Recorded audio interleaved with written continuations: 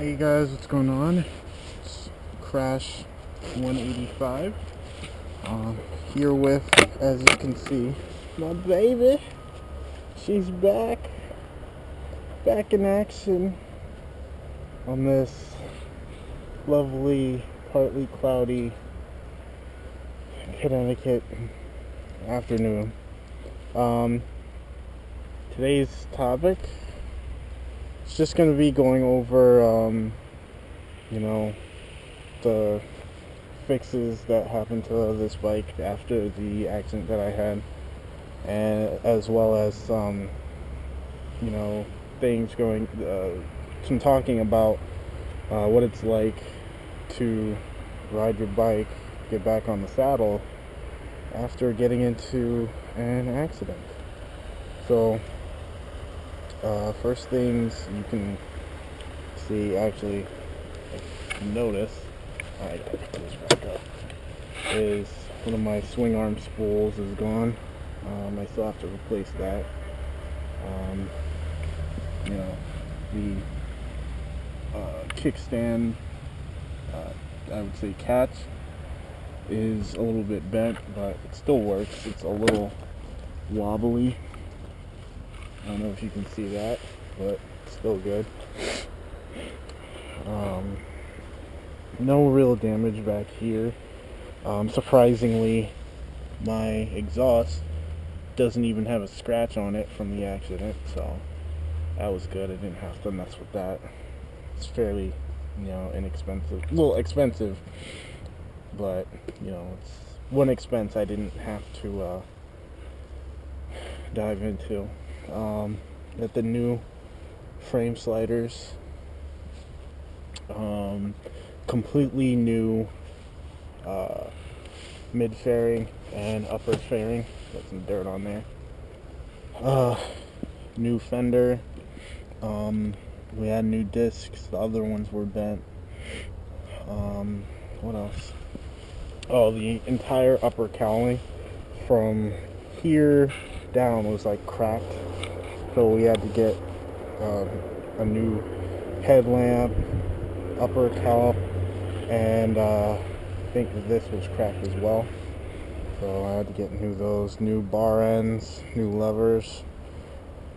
The windscreen was fine, so I didn't have to change that. These are still a little scratched, but it's not a big deal. I kept those. This fairing was completely fine. Like, these fairing pucks pretty much took the brunt of the impact, and then this one is that a scratch? No, it's pretty fine. This is just dust and dirt and everything. My foot pegs were bent a little bit, but as you can see on this one, it's kind of pointing out a little bit, and this one's not as much, but it's still bent. But I just said, F it, why replace it? I just want to ride. But going into what I was saying earlier, getting back, like, just riding here after a while, still, I'm getting used to it. I'm still a little bit jittery. I notice I'm definitely more tense on the bike, especially since I don't know if this was the mechanic's problem or something, but it was never hitting this thing right here. I don't know if you guys can see that. If not, I'm sorry, but it's not supposed to be touching that. It's kind of bent inward, and then when I barely, like, even if I'm just resting on it like this, you can see that spring's not really moving too much, but it's actuating the rear brake and causing me to, like, the slightest touch when I'm, like, trying to brake will lock up the rear tire. And at first I thought it was like another issue, and I was just about to just be like, fuck it, throw this one out. But I might be able to remedy that, so I'm gonna try to work on that, loosen it up a little bit, maybe bring it out, like bend it back out. If you look, it's kind of bent right here, and there's a couple scratches. But bend that back out and kind of loosen the spring. Maybe that'll fix that problem.